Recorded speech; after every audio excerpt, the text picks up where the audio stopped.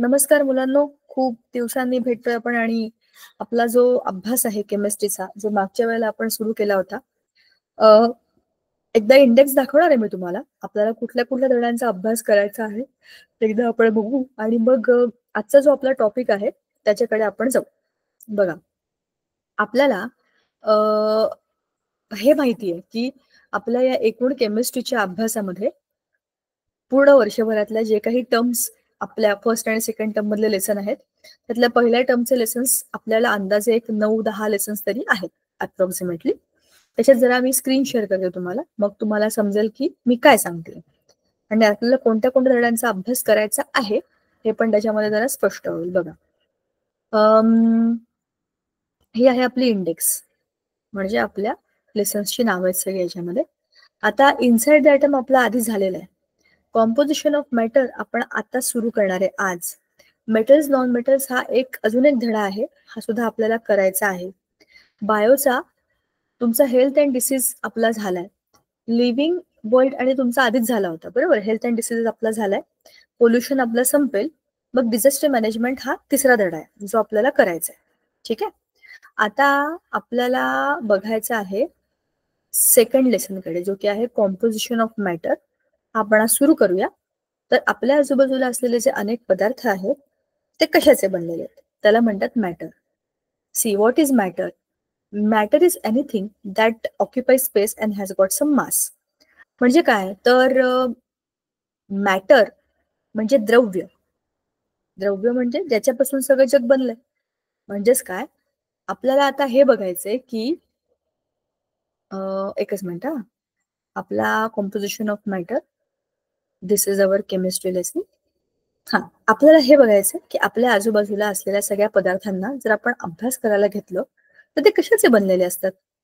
आपल्या आजूबाजूला असलेले सगळे पदार्थ, समजा पेन आहे, पेन्सिल आहे, आपली बुक आहे, हवा आहे, पाणी पितो आपण ते पाणी आहे, कपडे घातलेत आपल्या अंगावर ते, किंवा आपली स्कूल बॅग असेल, टिफिन असेल, कुठलीही गोष्ट आपल्या आजूबाजूला, झाडं, पानं, फुलं, फळं, ज्या प्लेट्स ज्याच्यामध्ये आपण जेवतो, कुठल्याही पदार्थाला, पदार्थ म्हणजे मॅटर, अशी गोष्ट ज्याला स्वतःचं काहीतरी स्पेस आहे, ज्याने स्वतःची काहीतरी स्पेस ऑक्युपाय केली, त्याला स्वतःचं काहीतरी वजन आहे, अशा वस्तूला आपण मॅटर म्हणतो. म्हणजेच मॅटर पासून सगळं वर्ल्ड बनलंय. पण हे मॅटर कशाचं बनलंय? आपण मागच्या लेसन मध्ये बघितलं होतं ऍटॉमिक स्ट्रक्चर मध्ये की atoms are the fundamental components of all the matter around us. मग या ऍटम्सचा अभ्यास करताना आपल्याला काय कळलं? Atoms make molecules. Atoms are smallest invisible particles. त्याची सगळी हिस्ट्री आपण पाहिली होती की त्याचं स्ट्रक्चर कोणी कसं कधी सांगितलं, बरोबर.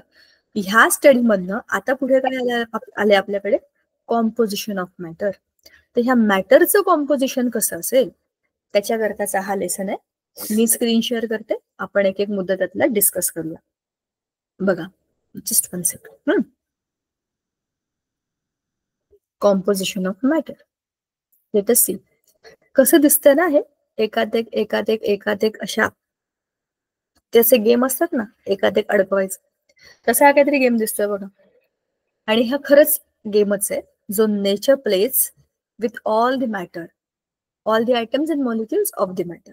म्हणजेच कसं काय बघा, एकात एक रचलेल्या ऍटम्स आणि मॉलिक्युल्स मध्येच त्या पदार्थाची रचना असते. पाण्याचे H2O चे मॉलिक्युल वेगळे, कार्बन डायऑक्साईडचे वेगळे, ग्लुकोजचे वेगळे, हायड्रोजन वेगळा, नायट्रोजन वेगळा, क्लोरीन वेगळा, हे आतमध्ये असलेले एलिमेंट्स वेगळे आहेतच आणि त्यांचं कॉम्पोजिशन सुद्धा वेगवेगळं आहे, बरोबर. आता definition of matter. What is matter? Matter is anything that has mass and it occupies space. It is the fundamental substance that makes up the physical world around us. Fundamental एक गोष्ट आहे ती ज्याच्यामुळे सगळं जग बनलंय आपल्या आजूबाजूला, that is matter. What is atomic composition? Atom is the smallest invisible particle of all the matter. Atomic composition is the structure of atoms embedded inside that particular matter. ठीक आहे. Small tiny particles, they are the building blocks of the substance. ते कसे एकमेकांना जोडलेत, किती अँगलवर जोडलेत, किती उंचीवर जोडलेत, हे आहे त्याचं atomic structure. States of matter. We know that the matter is in 3 states: solid, liquid and gaseous. Solids have got definite shape, definite volume, and they're denser. Liquids do not have their own shape. They take up the shape of the container in which they are kept, but they have got their definite volume. And they are denser too. Not like solids, but yes, they are denser. Third state is the gaseous state, and that is the very different state than solid and liquids because gases we can't see around us. आत्ताही आपल्या आजूबाजूला तुमच्या आजूबाजूला तुम्ही जिथे आहात तिथे आणि मी इथे आहे तिथे ह्या खोलीमध्ये सगळीकडे एअर आहे. Air is everywhere. I can't see the air, but it is a mixture of gases and I can't see the gases. This is the third state of matter. ह्याच्यातले सगळे पार्टिकल्स एकमेकांपासून खूप लांब लांब असतात.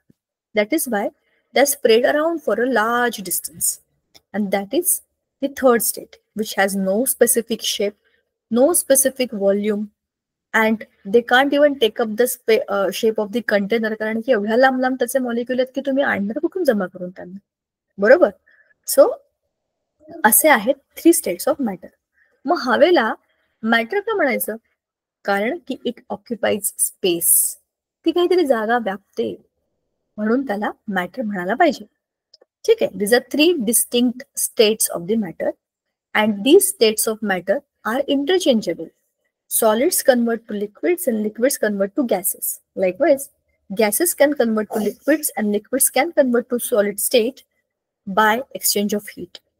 Example, suppose I take up the ice from the refrigerator. It's in the cube shape, which is the typical shape that we have. I just took it out from the refrigerator. I kept on my dining table. It's at normal temperature, room temperature. Slowly the ice will get melted.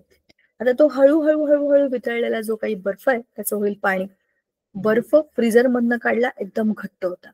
बाहेर काढल्यावर आपोआप त्याचं हळूहळू पाणी व्हायला लागलं. The reason temperature increased outside the refrigerator. रेफ्रिजरेटरच्या मध्ये एकदम थंडगार हवा होती.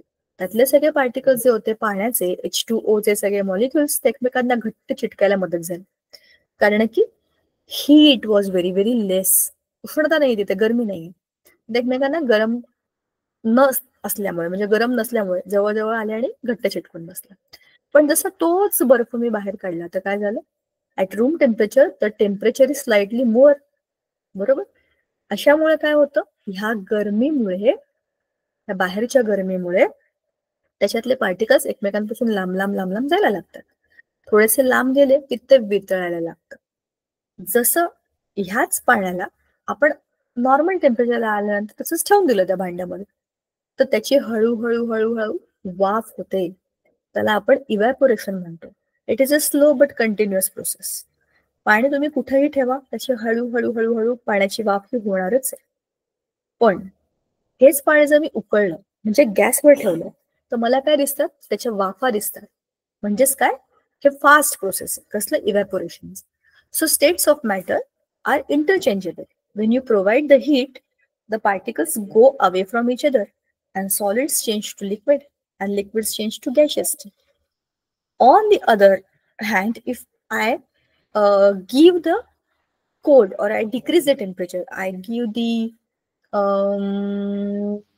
cooling effect to the matter, so liquids will turn to solid and gases will turn to liquid. बरोबर ना? पाण्याची वाफ थंड होते जेव्हा आपण त्याला झाकून ठेवतो. वरती टेम्परेचर जास्त नाही, ते गार झालं की थंड होतं आणि परत खाली येऊन पडतं पाणी. बरोबर. आणि तेच पाणी पुन्हा फ्रीजमध्ये ठेवलं तर काय होतं? थंड होतं. म्हणजे उष्णता काढून घेतली आपण. So liquid to gaseous state. So त्याला आपण मराठीमध्ये अवस्थांतर म्हणतो. States of matter are interchangeable. Then there is chemical reactions. Chemical reactions. What is there in a chemical reaction? There are few things which are reactive. There are few things which are made out of that. काहीतरी गोष्टी एकमेकांबरोबर react करतात. काहीतरी chemical लोचा होतो त्यांच्यामध्ये. काहीतरी घेतलं जातं, काहीतरी दिलं जातं. इलेक्ट्रॉन्स दिले, घेतले जातात. स्टेट्स बदलतात. सॉलिडची लिक्विड होते किंवा लिक्विडची गॅस होते किंवा गॅसची लिक्विड होऊन जाईल, काही होईल. आणि रिअरेंजमेंट होते. ॲटम्सची रिअरेंजमेंट. त्याच्यामुळे काय होतं? ह्या सगळ्या चेंजेसमुळे, केमिकल रिॲक्शन्समुळे नवीन पदार्थ बनतात. सुरुवातीला आपण ज्या लोकांना रिॲक्शन करण्यासाठी घेतलं ते रिॲक्टंट्स चेंज होतात आणि प्रोडक्ट्स बनतात. So there is a change in the substances. Now composition of matter. Fundamental constituents, जे काही आपल्या मॅटरचे बेसिक बिल्डिंग ब्लॉक्स आहेत जे आहेत ॲटम्स आणि मॉलिक्युल्स. आता त्यांना आपण बघणार कसं? You can see the atoms and molecules. For that you need to have a spectroscope or some microscope which will help you to see the matter. मग त्याच्यामध्ये आपल्याला काय दिसतं? अशी रचना दिसते, एकमेकांबरोबर चिटकलेले सॉलिड्स, त्याचे पार्टिकल्स, ॲटम्स आणि मॉलिक्युल्स असे इंटरचे एकमेकांबरोबर अडकलेले असतात. ठीक आहे, that is the microscopic structure. Then the chemical makeup of the matter.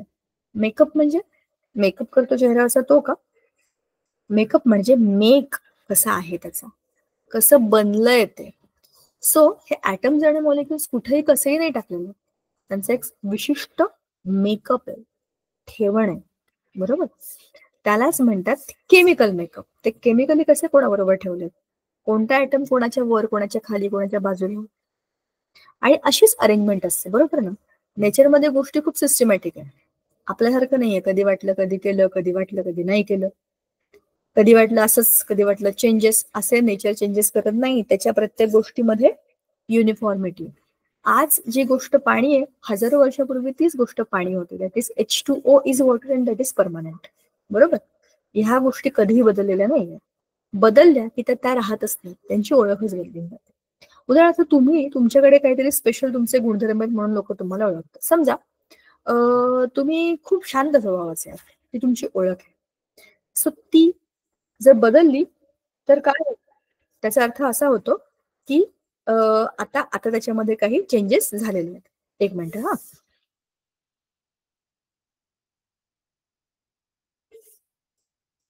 जरा नेटवर्क प्रॉब्लेम आहे.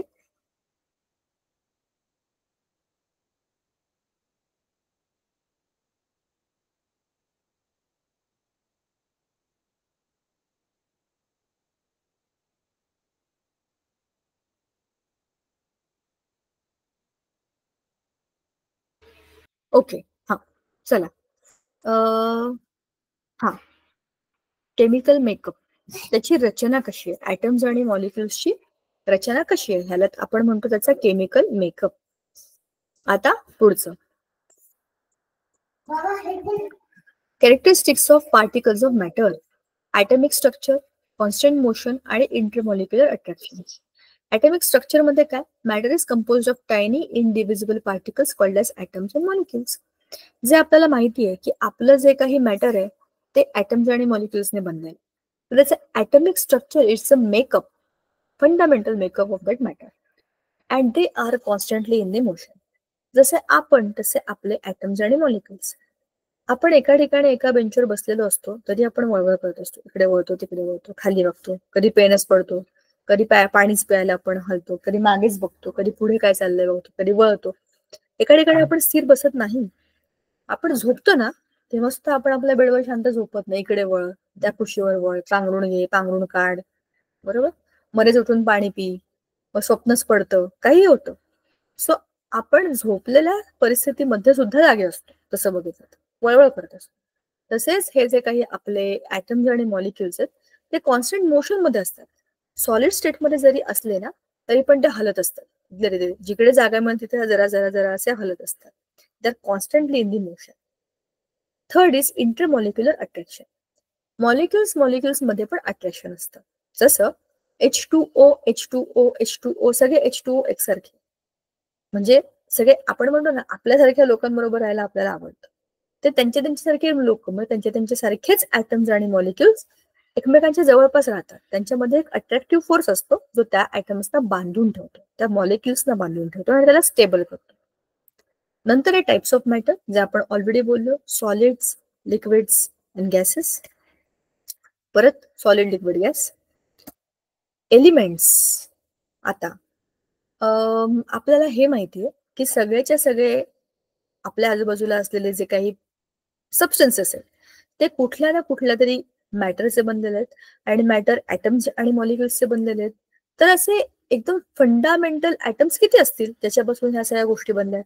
देर are 118 elements. Elements are the fundamental matters. त्याचेच ॲटम्स आणि मॉलिक्युल्स आपण कंपाऊंड फॉर्म मध्ये किंवा त्यांच्या एलिमेंटल फॉर्म मध्ये पण वापरत असतो. तर elements are the fundamental natural substances, ज्याच्यापासून बाकी सगळ्या गोष्टी बनलेल्या आहेत. ठीक आहे. तर ह्या सगळ्यांना एका टेबलमध्ये जेव्हा आपण स्टडी करतो, त्या टेबलचं नाव आहे पिरियोडिक टेबल. त्याच्यामध्ये आपल्याला ॲटॉमिक स्ट्रक्चर आणि केमिकल सिम्बॉल्स दोघांचाही अभ्यास करता येतो. ॲटॉमिक स्ट्रक्चर म्हणजे त्याची रचना तशी आहे की तुम्हाला त्याच्यामध्ये बघून सांगू शकता, हा इथं आहे का, मग हा आहे, हा इथं आहे का, मग हा आहे. That is atomic structure. आणि केमिकल सिम्बॉल्स प्रत्येकाला एक ओळख आहे. जसं माझं नाव आहे दीपिका, तर माझ्या नावाचं इनिशियल आहे डी, तर डी डी प्रेझेंट्स दीपिका. समजा तुमचं नाव आहे अजय, तर ते ए, आणि अजून एक मुलगा आहे अमर, तर ए एम. सांगायचा मुद्दा, एकाच नावाची दोन मुलं असतील तर त्याच्यामध्ये काही बदल करून प्रत्येकाच्या नावाची ओळख त्या शॉर्टकट वरून कळली पाहिजे, असं ते केमिकल सिम्बॉल असतात. ॲटॉमिक स्ट्रक्चर म्हणजे काय, आपल्या अणूची रचना. त्यात प्रोटॉन, न्यूट्रॉन, इलेक्ट्रॉन आपापल्या ठिकाणी बसलेले आहेत ना, ते त्याला आपण म्हणतो स्ट्रक्चर. बरोबर. मग आहे हे पिरियोडिक टेबल. हे जरा बघा, ह्याच्यामध्ये कसं आहे ना, सगळं एकदम सगळं टाकलंय, वेगळे वेगळे रंग आहेत. इकडे alkali metals, alkali earth metals, transition metals, मग इकडे आणखीन काही वेगळे, खाली काही वेगळे. हे सगळे कोण आहेत? हे सगळे आहेत मेटल्स, नॉन मेटल्स, मेटलॉइड्स, सगळ्याचं मिक्सचर. हे आहे पिरियोडिक टेबल. तुम्हाला मी जे म्हटलं होतं की एलिमेंट्स पासून सगळं मॅटर बनलेलं आहे, तर ते एकूण 118 एलिमेंट्स कोणते कोणते आहेत, ते हे आहेत सगळे. ह्याच्यामधले काही मेटल्स आहेत, इकडचे सगळे हे सगळे मेटल्स आहेत, हे सगळे नॉन मेटल्स आहेत. ही पिवळी पट्टी आहे ना जिन्यासारखी, हे मेटलॉइड्स आहेत. त्याच्यामध्ये काही मेटल्स, काही नॉन मेटल्स यांच्या एकत्र प्रॉपर्टीज असतात. आणि खालच्या बाजूला जे आहेत ते लालू म्हणजे लॅन्थेनाइट टू लुटेशियम आणि ॲक्टिनाइट टू लॉरेन्शियम. हा जो गट आहे ह्याला म्हणतात रेअर अर्थ लॅन्थेनाइट मेटल्स. लॅन्थेनाइट्स, ॲक्टिनाइट्स ही सिरीज आहे, त्याला एफ ब्लॉक म्हणतात. SPDF हे 4 ब्लॉक्स आहेत. ह्या ब्लॉक्स मध्ये हे सगळे एलिमेंट्स डिवाइड केलेले असतात. ठीक आहे. आता त्याची वर्गवारी जर आपण केली तर ह्याच्यात कोण होतील, मेटल्स, नॉन मेटल्स, मेटलॉइड्स. त्याच्यानंतर हा जो पिंक आहे ना, ह्याला आपण म्हणू शकतो नोबल गॅसेस किंवा इनर्ट गॅसेस. आणि खालच्या बाजूला जे इथे आहेत ते एफ ब्लॉक एलिमेंट्स आहेत. एफ ब्लॉक ह्यांच्यातनं झाले, डी ब्लॉकच्या पोटामधनं एफ ब्लॉक येते. सो हे सगळे त्यांचे कॅटेगरीज आहेत. पण रफ कॅटेगरी केल्या तर मेटल, नॉन मेटल, मेटलॉइड्स असे 3 गट होतात. आता types of elements, non metals तुम्हाला इथे दिसतात ना, हे सगळे ब्राउनिश, हे सगळे नॉन मेटल्स आहेत. Carbon, nitrogen, oxygen, phosphorus, neon, helium, neon, अर्गॉन, krypton, xenon, आणि हे 2 मला यांची नावं लक्षात नाही आता. पण हे सगळेचे सगळे जे आहेत ना, हे आहेत नोबल गॅसेस. ते कोणाबरोबरच रिएक्ट करत नाहीत कधी आयुष्यामध्ये, ते असेच असतात सुखी. हे जे आहेत हे सगळे इकडचे हे सगळे नॉन मेटल्स आहेत. Hydrogen also a non metal. त्याच्या प्रॉपर्टीज दोघांसारख्या पडतात, फर्स्ट ब्लॉक आणि इकडचा 7th ब्लॉक, पण त्याला आपण नॉन मेटल मध्ये कन्सिडर करतो. आता non-metals are elements that lack the characteristic properties of metals. They are typically poor conductors of heat and electricity and have high ionization energies. Common non-metals include hydrogen, oxygen, nitrogen, carbon, sulfur, and the noble gases as like helium and neon. Non-metals tend to form covalent bonds and have a wide range of physical and chemical properties. ते जे आहेत ना, इकडचे हे सगळे जे non metals आहेत ना, ते इलेक्ट्रॉन्स घेतात. म्हणजेच त्यांच्याकडे इलेक्ट्रॉन्स आहेत भरपूर, तरी थोडेसे कमी पडतात त्यांना. तर ते काय करतात, ते इलेक्ट्रॉन्स घेतात आणि म्हणून ते कोण आहेत, ते खूप रिएक्टिव्ह असतात. जनरली ते गॅशियस फॉर्म मध्येच असतात आणि किंवा फार फार तर लिक्विड फॉर्म मध्ये. पण ते काय करतात, इलेक्ट्रॉन्स घेऊन स्वतःची स्टेबिलिटी बघतात. आणि ते bad conductors of hit and electricity आहेत, त्यांना काही शायनिंग नाहीये, त्याचे दिसायला असं वाव अट्रॅक्टिव्ह वगैरे काही नाहीये, आणि त्यांना स्वतःचा असं काही साऊंड पण नाहीये. त्यांना तुम्ही ठोकू शकत नाही, तुम्ही त्याचे तारा बनवू शकत नाही. त्या जस्ट लाईक अमॉर्फस पावडर्स किंवा असेच नुसते त्याचे दगड असतात, पण ते वेगळेच असतात. ह्या सगळ्यांमधला सगळ्यात स्पेशल असतो carbon. Carbon is a non metal but it's a unique element out of all the other elements. ठीक आहे. सो असं हे सगळं जे स्ट्रक्चर आहे ते आहे आपल्या पिरियोडिक टेबलवरनं बघितलेलं. Types of elements is metalloids. आता मेटलॉइड्सचा अभ्यास केला तुम्ही तर सिलिकॉन, जर्मेनियम, टिन.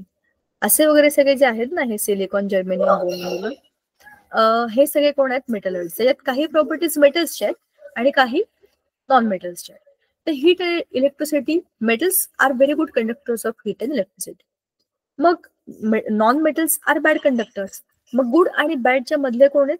मीडियम. करतात पण नाही पण. असंच हीट, इकडून तिकडे हीट ट्रान्सफर करायचे. Metals are very good to conduct the heat. Non metals do not carry. But metalloids are in between us. ते घेतात पण ते नाही पण, अदलं मधलं. सो असं त्यांचं आहे. शायनिंग आहे पण नाहीये पण, असे असतात ते मेटलॉइड्स असतात. Compounds, a pure substance made of two or more different chemical elements chemically bonded together. Compounds, दोन किंवा अधिक elements are the purest form of substances. बरोबर, नेचरमध्ये जसं ऑक्सिजन, हायड्रोजन, नायट्रोजन हे एलिमेंट्स आहेत. पण हे एलिमेंट्स जेव्हा एकत्र येतात आणि त्यात काहीतरी केमिकल बॉन्ड होतं, तेव्हा त्यांच्यापासून काय बनतं? A compound. ठीक आहे. आणि हे कंपाऊंड असतात ना, हे त्यांच्या ओरिजिनल एलिमेंट्स पेक्षा एकदमच वेगळ्या प्रॉपर्टीज दाखवतात.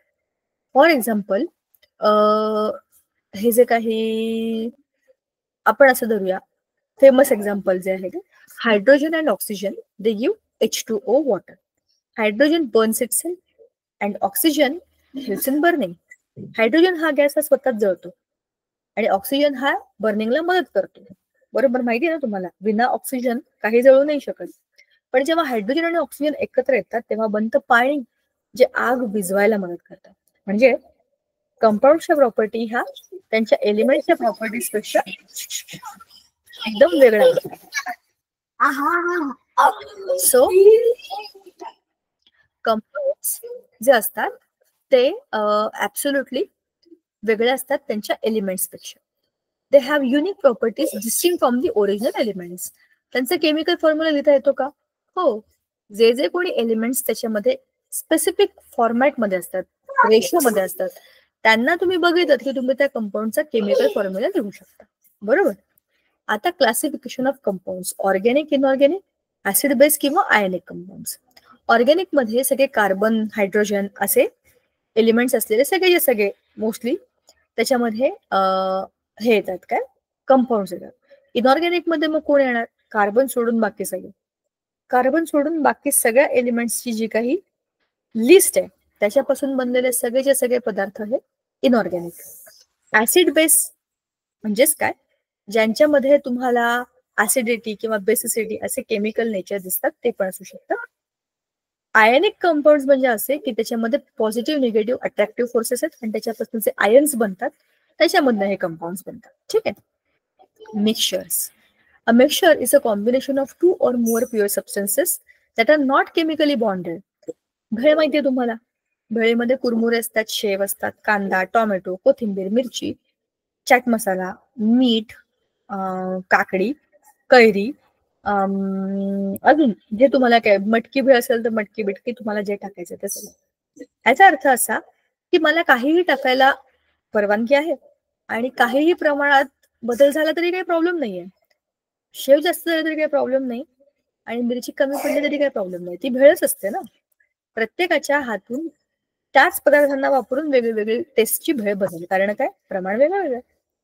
आणि तरी पण ती भेळच बनवली जाते. म्हणजेच काय, ते एक फक्त मिक्सचर आहे, मिक्सचर आहे. 2-3 वस्तू, 5-6 वस्तू, जेवढ्या काही तुम्ही घेतल्यात त्या सगळ्या एकत्र करून तुम्ही जे बनवलं, दॅट इज द मिक्सचर. आणि that is just the combination. 2 किंवा जास्त गोष्टी एकत्र करून आपण त्या एकत्र बनवून ठेवल्या, ते मिक्सचर बनलं. त्याच्यामध्ये काही केमिकल बॉन्ड नाहीये किंवा त्याच्यामध्ये काही असं ठरलेलं नाही की एवढ्याच प्रमाणात टाकायचं. म्हणून mixtures are different than the compounds. आता त्याच्यामध्ये तुम्ही आणखी पण एक्झाम्पल देऊ शकता. पाणी आणि मीठ ह्याचं सोल्युशन बनव. ग्लासभर पाणी, चमचाभर मीठ, 2 ग्लास पाणी, 2 चमचे मीठ, 2 ग्लास पाणी, 1 चमचा मीठ. तुम्ही काही बदलू शकता ना, त्याचं प्रमाण नाही. पण हे जर तुम्हाला मी सांगितलं की हायड्रोजन आणि ऑक्सिजन एकत्र येऊन पाणी बनतं, तर 2 हायड्रोजन 1 ऑक्सिजन हे प्रमाण फिक्स्ड आहे, हे कधीच बदलणार नाही. हे बदललं तर ते पाणी राहणारच नाही. म्हणजे ही त्याची क्रायटेरिया आहे की मिश्रणमध्ये काही रेशो नाहीये, पण आपल्या कंपाऊंड्स मध्ये फिक्स्ड रेशो आहे. Separating mixtures. Mixtures can be separated by physical means like filtration, distillation, chromatography. बऱ्याच टेक्निक्स असतात, त्याचा वापर करून आपण ह्यांना वेगळं करू शकतो. Types of mixtures. Homogeneous mixtures, heterogeneous mixtures आणि कोलॉइडल मिक्सचर्स. होमोजिनियस, पाण्यामध्ये मीठ टाकलं आणि सांगितलं विरघळवा. आपल्याला पाण्याकडे बघून वाटणार पण नाही की याच्यामध्ये मीठ आहे, इतकं ते त्याच्यामध्ये मिसळलेलं असतं. It's a homogeneous mixture. Heterogeneous mixture म्हणजे काय? पाणी, त्याच्यात वाळू टाका आणि त्याला ढवळा आणि मग नंतर त्याला निरीक्षण करून बघा. पाण्यामध्ये वाळू टाकलेली आपल्याला दिसते की त्याचे कण वर तरंगतायत, त्याच्यामध्ये ते मिसळत नाही, ते पूर्णपणे वेगळंच राहतं. एकत्र आहे पण तरी विरघळलेलं नाही, एकरूप झालेलं नाही, त्याला आपण म्हणतो हेटेरोजिनियस मिक्सचर. मग आहे colloidal. Fine dispersed particles suspended in a medium like milk और फॉग. रक्त असेल किंवा आपलं दूध असेल किंवा फॉग जे धुकं असतं, त्याच्यामध्ये इतकं ते मिश्रण एकमेकांमध्ये अडकलेलं असतं की त्याच्यामध्ये तुम्हाला एक रूपता, एक संघता दिसते, आरपार काही दिसत नाही, म्हणजे ते मिश्रणच दिसतं. दूध बघा ना, सगळंच पांढरं, त्याच्यामध्ये प्रोटीनचं प्रमाण, ह्याचं प्रमाण, त्याचं प्रमाण जे काही असेल, पण त्याच्यामुळे काय होतं, ते एकत्रित पांढरच दिसतं. ते गाईचं असू दे, ते म्हशीचं असू दे, ते बकरीचं असू दे, काही असू दे, पण असं पिवळट रंग येईल, पण तरी पण दूध हे पांढरं आपल्या ह्याच्याप्रमाणे, बरोबर. कारण ते कोलॉइडल मिक्सचर आहे, त्याच्यामधले सगळे कण असे तरंगतात आणि ते जे फिक्स असतात त्याच्यामुळे दूध बनतं. सो तेच आहेत ते तसे तरंगणारे असतात, त्याच्यामुळे त्याला म्हणतात कोलॉइडल मिक्सचर. सोल्युशन्स. सोल्युशन बनवायचं म्हणजे काय? आता आपण बघितलं उदाहरण, पाण्यामध्ये मीठ टाकणं. तर water is the solvent. Solvent म्हणजे ज्याच्यामध्ये आपण एखादी गोष्ट विरघळवणार. Salt is the solute. Salt म्हणजे मीठ. पाण्यामध्ये मीठ टाकलं की त्याला आपण काय म्हणतो? मिठाला म्हणतो सोल्यूट. आणि when solute dissolve in the solvent then it is called as solution. तर सोल्युशन मध्ये काय आहे? Solvent, solute, and then they dissolved to form the solution. बरोबर. कॅरेक्टरिस्टिक्स काय? Uniform composition throughout, particles invisible to the naked eyes. चांगलं solution जे असतं, जे कम्प्लिटली सोल्युबल सबस्टन्सेस असतं, त्याच्यामध्ये तुम्हाला पार्टिकल्स दिसतच नाहीत. They are truly mixed inside the solvent. Components of the solution, solvent, solute, concentration. Solvent आणि सोल्यूट तर आपण आताच बोललो. कॉन्सन्ट्रेशन या शब्दाचा अर्थ कसा आहे? प्रमाण. किती प्रमाणात मीठ टाकलंय पाण्यामध्ये? कमी मीठ टाकलं तर लवकर विरघळतं. मीठ टाकत गेलो, टाकत गेलो, टाकत गेलो, टाकतच गेलो तर काय होणार आहे? एका विशिष्ट लेवल नंतर त्याच्यामध्ये पाण्याचा जेवढा कंटेंट आहे त्या प्रमाणामध्ये मिठाचं कंटेंट आता वाढलं. पाणी तेवढंच आहे, मीठ वाढत गेलं म्हणजे आता काय झालं? Concentration of salt has increased. बरोबर. Suspension solution. Suspension, a heterogeneous mixture where particles are dispersed throughout a fluid. जे की आपण बोललो होतो की आपलं दूध असेल, रक्त असेल, फॉग असेल, हे सस्पेन्शन्स आहेत, त्यातले पार्टिकल्स हे तरंगत असतात असं. Solute, the substance that is dissolved in the solvent is a suspension. Separation, आता ह्यांना आपल्याला जर वेगवेगळं करायचं असेल तर आपल्याला अनेक फिजिकल प्रोसेसेस कराव्या लागतात, जसं फिल्ट्रेशन असेल, सेंट्रिफ्युगेशन असेल. बरोबर. ह्या सगळ्यामधनं आपण ह्यातले पार्टिकल्स वेगळे वेगळे करू शकतो. कोलॉइडल सोल्युशन म्हणजे काय? A solution is a heterogeneous mixture where small particles of one substance are evenly dispersed throughout the other substance. जसं आपण मगाशीच म्हणालो की आपल्या रक्तामध्ये किंवा आपल्या दुधामध्ये, मिश्रणामध्ये सगळ्या गोष्टी इतक्या परफेक्टली मिसळल्या गेल्या आहेत की त्याचा एक संघ असा द्रावणाचा रंग त्याला येतो. बरोबर. कोलॉइडल, त्याच्यामुळे तरंगत असतात ते पार्टिकल्स. बरोबर. आणि हे हेटेरोजेनियस मिक्सचर असते.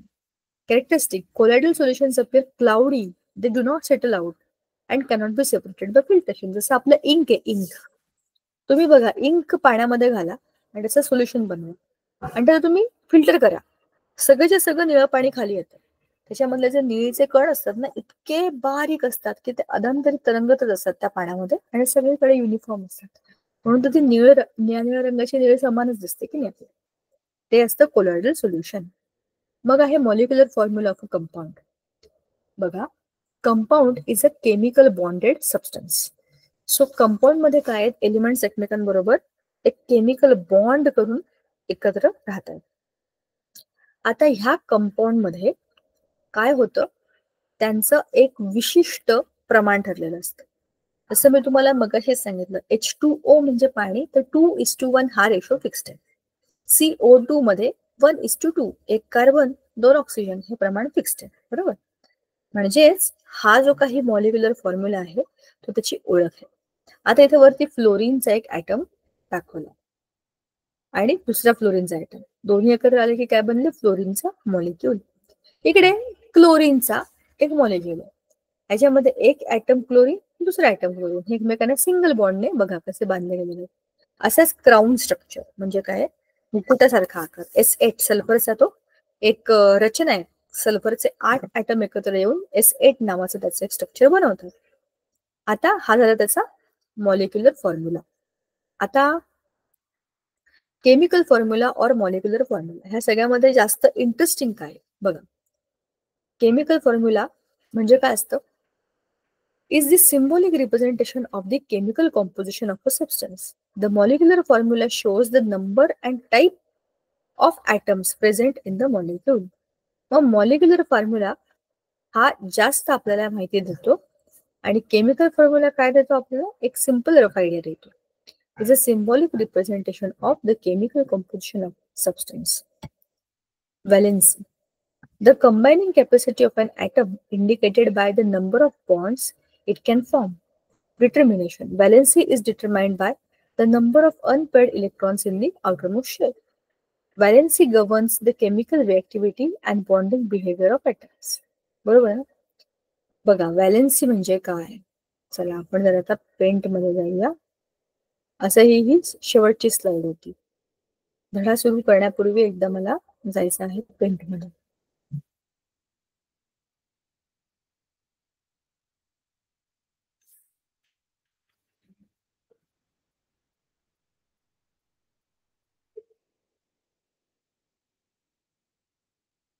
हे आहे न्यूक्लियस.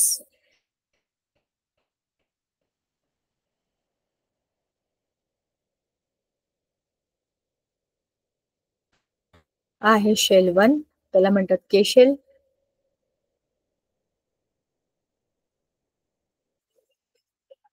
हा आहे एल शेल.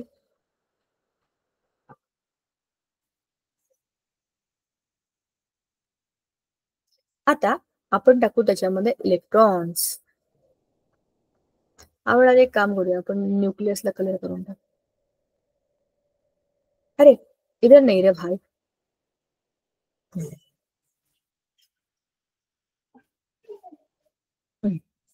फर्स्ट शेल मध्ये इलेक्ट्रॉन आहेत 2. ठीक आहे. दुसऱ्या शेल मध्ये इलेक्ट्रॉन आहे 1. हा आहे एक छोटूसा ऍटम, हायड्रोजन, हेलियम आणि lithium. Lithium is the name of this element. आता या लिथियम मध्ये 3च इलेक्ट्रॉन आहेत आणि त्याच्या न्यूक्लियस मध्ये आहेत 3 प्रोटॉन. मग आहेत 3 न्यूट्रॉन. प्रोटॉन्स आर पॉझिटिव्ह, न्यूट्रॉन्सला काही चार्ज नाही. बरोबर. इलेक्ट्रॉन्स निगेटिव्ह असतात. आता ह्याच्या न्यूक्लियस मध्ये 3 प्रोटॉन, 3 न्यूट्रॉन आणि आजूबाजूला आहेत 3 इलेक्ट्रॉन. आता ह्याला ह्याच्या आयुष्यामध्ये स्टेबिलिटी पाहिजे. असे इलेक्ट्रॉन्स आहेत त्याच्याकडे 3, तर त्याला मिनिमम 2 इलेक्ट्रॉनची गरज आहे. मग तो काय करतो, त्याचा हा 1 इलेक्ट्रॉन देऊन टाकतो, डोनेट करतो. मग तो काय बनतो, प्लस चार्ज्ड लिथियम. ठीक आहे. लिथियम 3 असं लिहिते मी. चेंज टू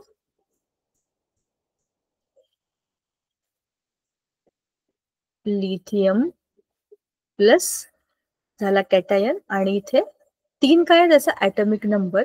म्हणजेच काय झालं, याच्यामधनं आता 1 इलेक्ट्रॉन कमी झाला. इलेक्ट्रॉन कमी झाला म्हणजे इथे काय झालं, पॉझिटिव्ह चार्ज झाला. बरोबर. ठीक आहे.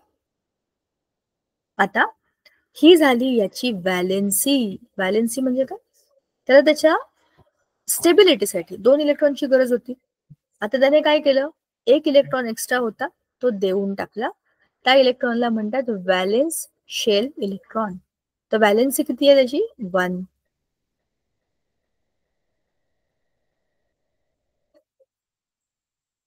मग आहे एक आणखी एक्झाम्पल दुसरं. आता आपण अजून एक ऍटम काढूया. थांबा, मी जरा माझा कॅमेरा 2 सेकंद बंद करते, म्हणजे मला ते नीट ड्रॉ करता येईल.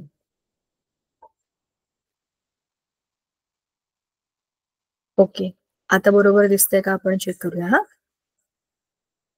ओके. हा, आता अजून एक आयटम काढूया आपण. हा झाला त्याचा न्यूक्लियस. काळ्या रंगाचा काढू, काळा. आणि फर्स्ट शेल मध्ये 2 इलेक्ट्रॉन असतात. त्याला काही हायड्रोजन किंवा हेलियम नाही पाहिजे ना, दुसरा पाहिजे. आणि हा आहे दुसरा ऍटम. आता आपण घेऊया hydrogen, helium, lithium, beryllium, boron, carbon, nitrogen, oxygen, phosphorus घेऊया. फॉस्फरस. आता फॉस्फरसचं न्यूक्लियस आपण करून टाकू ग्रीन, कारण हा दुसरा आहे ना, म्हणून दुसऱ्या रंगाने करते. आणि इलेक्ट्रॉन्स मात्र आपण सगळे करूया डार्क ऑरेंज, मरून कलर आहे, मरून कलर. हे झाले पहिल्या शेलमध्ये 2 इलेक्ट्रॉन. दुसऱ्या याच्यामध्ये आता मी काढणार आहे 7. 1, 3, 4, 5, 6 आणि 7. आता ह्याला 8 इलेक्ट्रॉन्स पाहिजे, म्हणजे त्याला त्याचं ऑक्टेट कम्प्लीट करायचं. ह्याला 2 इलेक्ट्रॉन पाहिजे होते, ह्याला ड्युप्लेट कम्प्लीट करायचं होतं. ह्याचं झालं. ह्याने 1 इलेक्ट्रॉन दिला, त्याची बॅलन्स झाली 1. आता फ्लोरीनचे आहेत इलेक्ट्रॉन्स आउटर मोस्ट शेल मधले 7. बघा, याच्या आउटर मोस्ट शेल मधले इलेक्ट्रॉन्स किती आहेत? 7 इलेक्ट्रॉन्स. त्याला म्हणतात व्हॅलेन्स इलेक्ट्रॉन्स. 7 इलेक्ट्रॉन्स काय आहेत? Valence electrons. आता 1, 2, 3, 4, 5, 6, 7, 8, 9. आता त्याचा ऍटॉमिक नंबर कोणता? 9. आता काय होईल? मी हे मुद्दाम सर्कल केलं बरं का? हे का आपण ह्या इथं लाईनला जॉईन केलंय ना, मग असं करते, सगळ्यांना करून टाकते ना सर्कल, म्हणजे इलेक्ट्रॉन्स कळतील.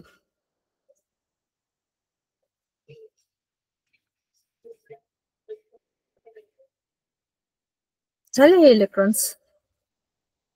आता ह्याला 8 कम्प्लीट करायचे, त्याच्याकडे 7 आहेत. 7 कोणती? 7. तर तो काय करेल, ह्याच्याकडचा हा एक्स्ट्रा आहे ना, हा म्हणेल ए तुला नको आहे ना, मला दे. आता काय केलं त्याने? स्वतःकडे एक एक्स्ट्रा इलेक्ट्रॉन घेतला. That I am showing with the blue colour नाव. बघा, निसर्गामध्ये कोणत्या पण पदार्थाला तुम्ही बघितलं तर इलेक्ट्रॉन मध्ये फरक नसतो. ह्याचा वेगळा, त्याचा वेगळा. इलेक्ट्रॉन गेलाय, आलाय असं नाहीये. Electrons are there and they are same to everyone. मग आता हा इलेक्ट्रॉन तिकडून इकडे गेला म्हणजे काय झालं? मी मुद्दाम वेगळ्या रंगाने काढलाय टू शो की अशा पद्धतीने इलेक्ट्रॉन हा चेंज करतो स्वतःची जागा. हा झाला होता लिथियम पॉझिटिव्ह. हा आहे आपला फ्लोरीन, बरोबर ना? हा आहे फ्लोरीन 9. आता हा झाला फ्लोरीन 9 मायनस. हा प्लस होता, हा मायनस झाला. लिथियम फ्लोराईड डायरेक्ट हे काय ऍसिडिक प्रोडक्ट बनलं, लिथियम फ्लोराईड. का बरं?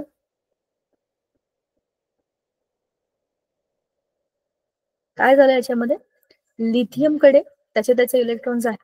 1 इलेक्ट्रॉन एक्स्ट्रा होता, तो त्याचा व्हॅलेन्स शेअर इलेक्ट्रॉन होता, त्याची व्हॅलेन्सी आहे 1. त्याने इलेक्ट्रॉन देऊन टाकला. आता फ्लोरीनच्या केसमध्ये काय आहे? फ्लोरीनच्या आउटर मोस्ट शेलमध्ये म्हणजे व्हॅलेन्स शेलमध्ये आहे इलेक्ट्रॉन 7. 7 इलेक्ट्रॉन त्याला ऑक्टेट पूर्ण करण्याकरता एकाची कमी आहे. 7 आहेत, 1 मिळाला की त्याचं ऑक्टेट कम्प्लीट होईल आणि तो स्टेबल होईल. मग तो काय करतो? 1 इलेक्ट्रॉन घेतो. कोणाकडनं घेतो? लिथियम कडनं. लिथियमने त्याचा 1 इलेक्ट्रॉन एक्स्ट्राचा फ्लोरीनला दिला. फ्लोरीनला एकाचीच कमी होती, त्याने लिथियम कडनं घेतली. एक पॉझिटिव्ह होता, बघा ना, लिथियम पॉझिटिव्ह आणि फ्लोरीन निगेटिव्ह. पॉझिटिव्ह निगेटिव्ह एकत्र आले की काय होणार आहे? अट्रॅक्शन. अशा अट्रॅक्शनमुळे काय होणार आहे? बॉन्डिंग. आणि यालाच म्हणतात आयनिक बॉन्ड्स, बरोबर? म्हणजेच व्हॅलेन्सी म्हणजे काय असते? प्रत्येक एलिमेंटची बॉन्ड बनवण्याची कॅपॅसिटी असते. हा होता आयनिक बॉन्ड. असा आणखी एक बॉन्ड असतो, त्याला म्हणतात कोव्हॅलेंट बॉन्ड. आणखी एक तिसरा सुद्धा त्याला म्हणतात कोऑर्डिनेट बॉन्ड. त्याचं आता आपल्याला त्या दोघही बॉन्डचं काही काम नाहीये, पण व्हॅलेन्सी म्हणजे काय हे तुम्हाला कळावं म्हणून मी हे सगळं चित्रात तुम्हाला दाखवलं. चित्रामध्ये हा इलेक्ट्रॉन जो होता, हा एक्स्ट्रा इलेक्ट्रॉन होता आणि ह्याच्याकडे एका इलेक्ट्रॉनची कमी होती, म्हणून तो इथे आला. अशा पद्धतीने याला काय म्हणतात? इलेक्ट्रॉन्सचं कॅल्क्युलेशन. आणि त्यातनं calculation of valence. It's very simple, आपण बघूनच सांगू शकतो. व्हॅलेन्स इलेक्ट्रॉन किती आहेत ते बघायचं. त्याच्यावरून हे आपल्याला समजतं की त्याला ऑक्टेट कम्प्लीट करण्याकरता किती इलेक्ट्रॉन्सची गरज आहे. तेवढे इलेक्ट्रॉन त्याला मिळाले की त्याची व्हॅलेन्सी कम्प्लीट होते. बरोबर. आता आपण जरा जाऊया आपल्या पुस्तकाकडे. म्हणजे धड्यामध्ये हा काय काय मुद्दा आहे ते एकदा बघू आणि मग आपला हा लेसन इथे संपेल. Composition of matter. Let us start. Me colour बदलणार आहे, मी घेणार आहे ब्राऊन. आता कॉम्पोजिशन ऑफ मॅटर मध्ये आपण बघितलं की जसे की बघा, एखादी मोत्याची माळ आहे ना छोट्या छोट्या मण्यांनी बनलेली असते. तसंच आपलं जे काही मॅटर आहे ते छोट्या छोट्या पार्टिकल्सने बनलेलं आहे. So these three experiments, all the experiments here are just showing you that the matter is made up of small particles like atoms and molecules. ठीक आहे. And that you can't see with your eyes. For that you need to have some microscopic instrument to see. आता आपल्याला solid, liquid आणि gas या तिघांच्या पण properties आपण ज्या डिस्कस केल्या होत्या त्याच आहेत बघा. Solids are rigid, they have definite volume, definite shape. Compressibility म्हणजे दाबू शकण्याची क्षमता खूप कमी असते. Intermolecular force is very strong. Distance between particles is minimum. Liquids are fluid, पाहणारे. They have definite volume but no definite shape and their compressibility is very small. तर तुम्ही कंप्रेस केलं तरी पण खूप कमी करू शकता. इंटरमोलिक्युलर फोर्स आहे का त्यांच्यामध्ये? आहे, मॉडरेट. गॅशियस फॉर्म, त्यांची फ्लुइडिटी खूप जास्त आहे, त्या फ्लुइड. मग त्याचं व्हॉल्यूम इनडेफिनेट, कितीही लांब पसरू शकतात ना ते. शेप इनडेफिनेट, शेपच नाहीये. कंप्रेसिबिलिटी व्हेरी हाय, कंप्रेस करणं. तुम्ही गॅसेसना कंप्रेस करू शकता, त्यांना लिक्विड फॉर्म मध्ये आणू शकता. The example is our LPG cylinder. त्याच्यामध्ये काय कंप्रेस्ड गॅस आहे ना, liquefied petroleum gas. Intermolecular force काय आहे त्याच्यातला? Very weak. आणि distance between particles is very large. घर से चला गया, परदेश में जाके सेटल हो गया, उधर ही रह गया. म्हणजेच काय, खूप जास्त अंतर. एका रूम मध्ये जर हवेच्या एका गॅसचा एक कण इकडे असेल तर एक कण तिकडे असेल, त्याच्यामध्ये खूप लांब अंतर आहे. माझाच सारखा दुसरा आहे ऍटम, त्याला मी जाऊन चिटकतो, त्याच्या जवळजवळ राहतो वगैरे, असं काही नाही त्यांच्यामध्ये. They are too far from each other. आणि असं काही बॉन्डिंग बिल्डिंगचं काही चिंताच नाहीये त्यांना. So distance between particles is very large. आता name of the material, water. Chemical formula is H2O. Type of matter काय आहे? सॉलिड का liquid? Liquid. Carbon, chemical formula C. Type of matter solid. Oxygen O2. काय असेल हे type of matter? It's a gas. Air, mixture of gases. हे आपल्याला माहिती नाहीये ना, हे it's a mixture of gases and it can be changed. जसं मी तुम्हाला म्हटलं होतं की तुमचं घर जर जंगलाच्या जवळ असेल तर त्याच्यामध्ये ऑक्सिजनचं प्रमाण जास्त असेल, more of oxygen. But if you are staying nearby the MIDC area or some industrial area, तर तिथे त्या पोल्युटंट्सचं प्रमाण जास्त असेल. That depends that where you are staying. म्हणजेच काय, the air around you is a mixture of gases. So this proportion may be different at different places, and air is a gas. Now aluminium is represented as Al. It is the symbol of aluminium. Type of metal solid है, वो metal है. brass is, अच्छा इथे खाली आपल्याला दिलेलं आहे chemical composition of brass contains copper and zinc. It's an alloy. तर त्याच्यात काही स्पेसिफिक कॉम्पोजिशन नाहीये. झिन.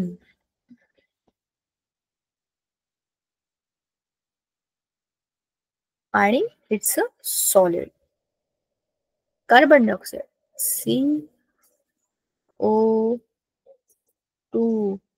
CO2 is a gas at the room temperature. So this table shows us there are different types of substances like solids, liquids and gases, and we can write their chemical formula, their chemical composition, and we get to know that what are the elements involved in formation of these substances. Now next, हे झालं आपलं element compound mixture classification. Are there examples? Element N2 is a gas. त्याच्यापासून NO2 जो बनलाय तो आहे compound, आणि एअरमध्ये N2 आणि NO2 दोन्ही गॅसेस आहेत. आता बघा ना, चित्रातच बघा, पांढऱ्या पांढऱ्या रंगाची जी अंडी आहेत ती सगळी नायट्रोजनची आहेत. त्यामध्ये काही निळ्या अंडी आहेत ती ऑक्सिजनची आहेत. पांढरी निळी जिथे जिथे आहेत बघा, हे ते बाकीचे पण आहेत. ते कोण आहेत जरा बघा, सांगते तुम्हाला. It's a gas mixture. त्याच्यामध्ये काय आहे, N2 गॅसेस पण आहेत बघा, N2 लाल रंगाने दाखवते. N2 चे मॉलिक्युल्स आहेत. हे N2, हे N2, हे N2, हे N2, हे N2, हे पण आणि हे पण. सो N2 मॉलिक्युल एकत्र आणि त्यांच्यावर NO2 चे पण मॉलिक्युल्स एकत्र, असं बनवून ते मिक्सचर ऑफ गॅसेस झालेले. ऑक्सिजन, हे बघा, ऑक्सिजन, NO आणि मिक्सचर ऑफ N2 आणि O2. तर जर तुम्ही हा टेबल नीट वाचलात तर तुम्हाला या सगळ्या प्रॉपर्टीज नीट समजतील की it is what all about. ठीक आहे. ठीक आहे. आता टाइप्स ऑफ एलिमेंट्स. एलिमेंट्सचे टाईप आपण जे बघितले होते, मेटल्स, नॉन मेटल्स, मेटलॉइड्स, तेच आहेत. ठीक आहे. आणि त्याच्याबरोबर ऑर्गॅनिक आणि इनऑर्गॅनिक. ऑर्गॅनिक कंपाऊंड म्हणजे ज्याच्यामध्ये कार्बन आणि हायड्रोजन आहे, आणि इनऑर्गॅनिक कंपाऊंड म्हणजे ज्याच्यामध्ये कार्बन हायड्रोजन सोडून बाकी अदर एलिमेंट्स. ठीक आहे. हा आपला मुद्दा इथे आपण पुढच्या वेळेला डिस्कस करणार आहे. टाइप्स ऑफ मिक्सचर्स हे पण आपण पुढच्या वेळेला बघूया. अजून धड्यामध्ये काय काय नवीन आहे ते जरा मुद्दे बघूया. हा, मग solution. It is another way of classification of substances. Solution मध्ये काय, सोल्यूट कसं आहे, सॉल्व्हंट कोणते आहे, त्याच्यानंतर त्याला तुम्ही कसं वेगळं करणार आहात, ते कोलॉइडल आहे का होमोजिनियस आहे का हेट्रोजिनियस आहे, म्हणजे एका गोष्टीतून 10 गोष्टी बनल्या. सोल्युशन मध्ये काय, सोल्यूट, सोल्व्हंट, त्याचं मिळालेलं सोल्युशन. बरोबर. हे एक प्रकारचं क्लासिफिकेशन ऑफ सबस्टन्सेस आहेत in a mixture, that too specially liquids. ठीक आहे ना. आणि मग नंतर आपण सस्पेन्शन आणि कोलॉइडल सबस्टन्सेस हे बघितले. मॉलिक्युलर फॉर्म्युला आणि बॅलन्सी ह्याचा एक मस्त टेबल आहे आपल्या बुकमध्ये. हा सगळा पार्ट पुढच्या वेळेला आपण बघूया आणि तेव्हा हा लेसन आपला संपेल. It's a very small, interesting and easy lesson that will be ended next time. ठीक आहे. आज आपण इथे थांबूया आणि पुढच्या वेळेला आपण या धड्याचा शेवट बघूया. Thank you Sangeeta ma'am. बाय मुलांना.